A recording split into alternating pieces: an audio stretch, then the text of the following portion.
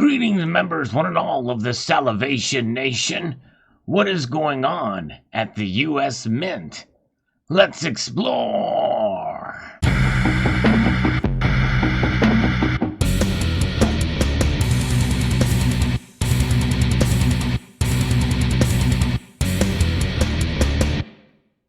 Very much an open-ended question, but a lot of it has to do with the costs that the United States Mint incurs in order to produce products and the prices we pay for products in the United States Mint, not only in terms of collectible coins, but also bullion as well.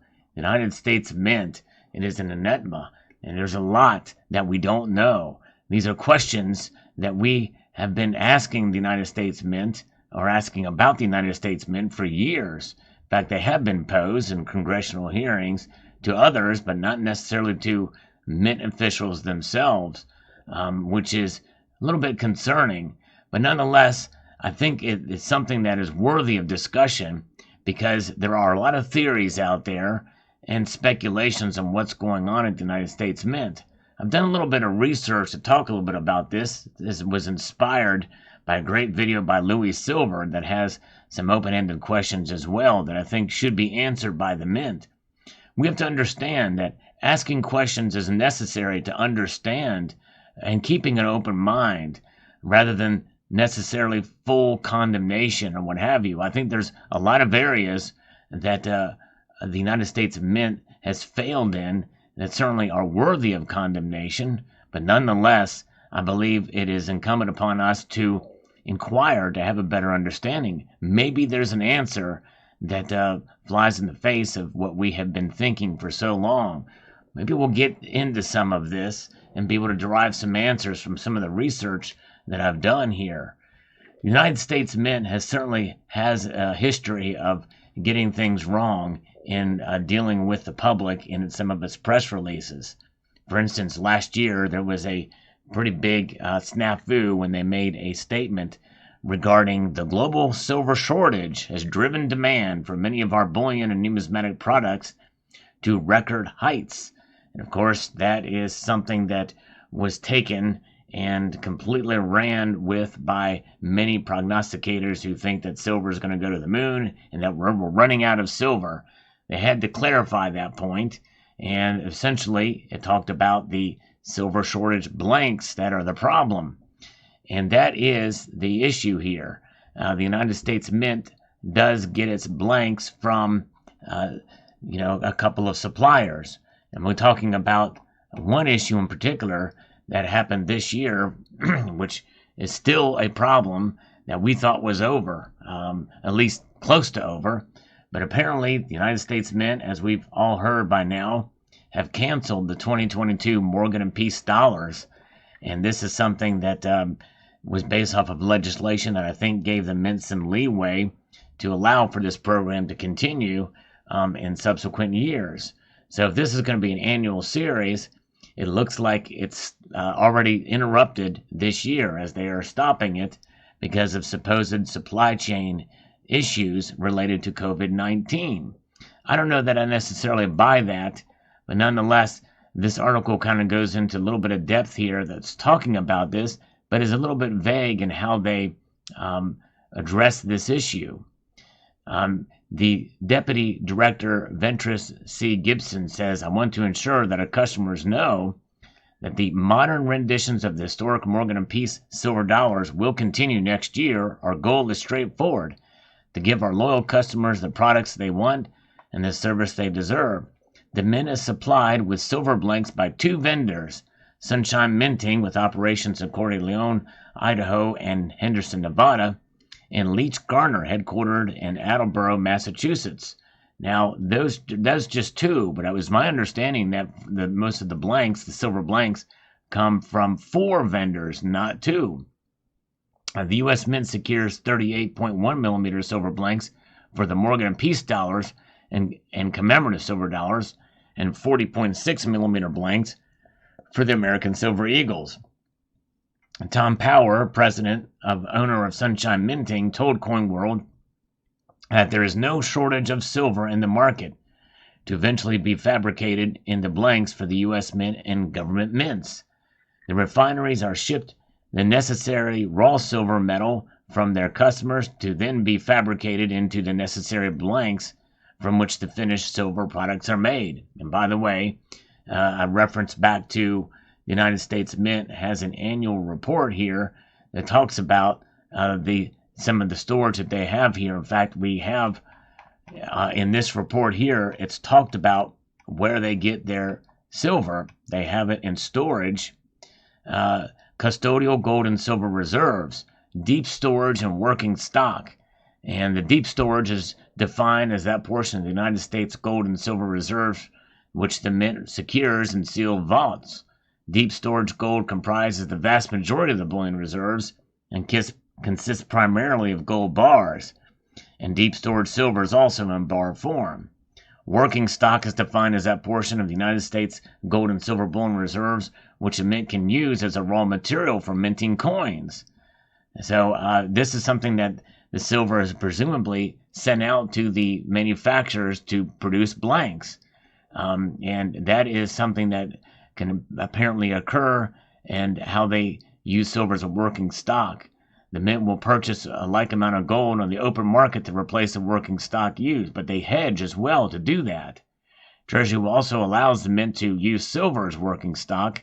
However, Treasury does not have enough silver to fulfill all mint manufacturing needs. Accordingly, for the purpose of avoiding market risk associated with owning silver, the mint has entered into a silver hedging arrangement. And this is referenced down later on in this annual report. But if we look here, we can see the derivative financial instruments here. The mint engages in an economic hedging program to avoid the effects of fluctuating silver cost as a result of the changes in market prices. The derivatives used for economic hedging in this program do not qualify for hedge accounting. At the time of purchase of silver inventory used in the production of silver coins, the mint economically hedges its silver inventory using a silver forward derivatives contract. The silver forward derivative contract is recorded in the balance sheet at fair value, with changes in fair value recorded in gross cost in the statements of net cost. The silver forward derivative contract is settled as silver coins are sold to authorized purchasers, and a gain or loss is recognized, which is expected to subsequently offset the gain or loss of the fluctuation in price of the silver inventory during the time of the forward position remains open. Earlier in this report, by the way, 2021 saw an unprecedented loss compared to the previous year in 2020. Each transaction with the trading partner carries a small transaction fee. The fees net to a cost of 0.5% per ounce. So the mint incurred $343,000 in hedging fees in 2021 compared to $319,000 incurred in 2020. In other words, there was a lot of volatility in 2021 for sure. And so that is something that could also be at play, considering that only two manufacturers are dealing at least with the Morgan dollars planchets, but also it's going to affect the other suppliers as well too of blanks. And let's say there are four, and from what I understood, there was one in with Gold Corporation in Australia. That's the Perth Mint, as well as them providing blanks in Sunshine Mint and the others. But nonetheless, it is something that is not outside of the. It's not something we haven't seen before. We've seen this before. Silver American Eagle Planchet Supplier is elusive here in this article from 2013, and that they have these with a lack of success in its efforts to find additional planchet suppliers. Currently, the mint secures finished planchets from Sunshine Mint in Coeur d'Alene, Idaho, and Venerback Stern Leach in Lincoln, Rhode Island, and GSM Metals in Cranston, Rhode Island. So that's three that are listed there. And so, and how these dealers or how these suppliers are chosen is quite interesting. There's testimony that was given in 2011 to Congress that talks about this.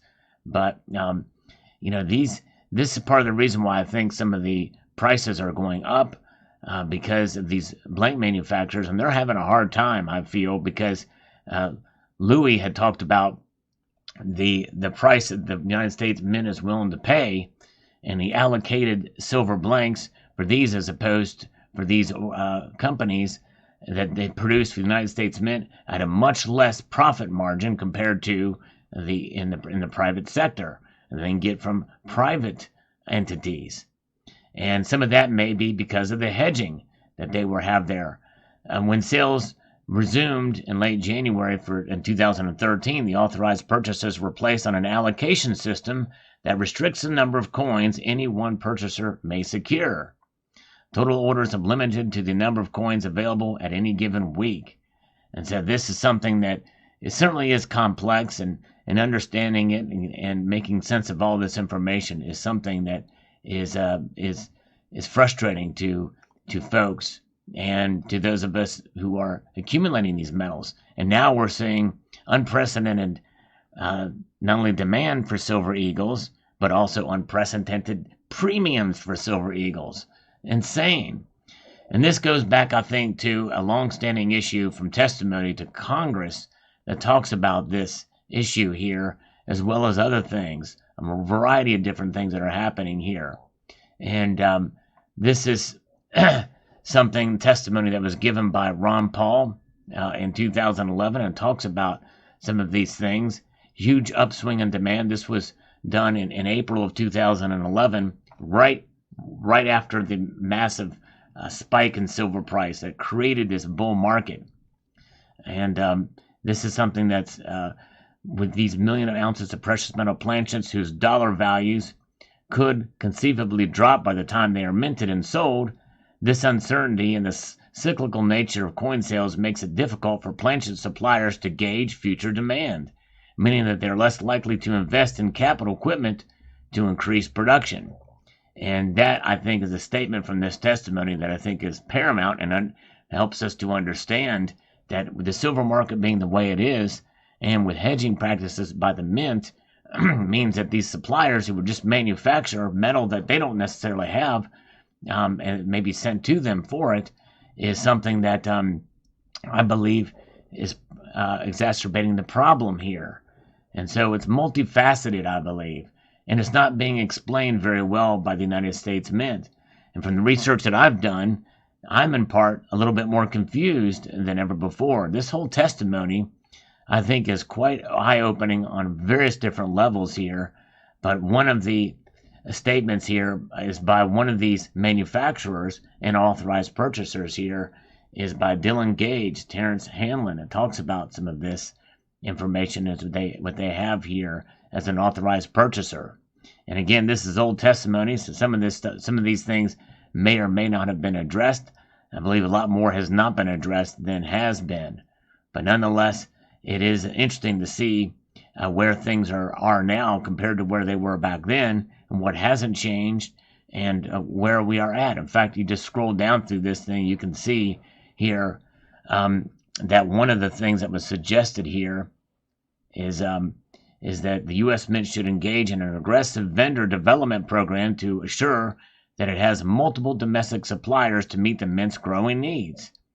As part of the vendor selection, the U.S. Mint should ensure that its vendors have an elastic capacity. That is, they both have the ability to expand production of supply blanks as needed. That makes the most sense. Why are they not doing that? And the U.S. Mint should maintain a larger inventory of bullion blanks and finished coins in order to better respond to surges in demand for its product. And the U.S. Mint needs to change its attitude.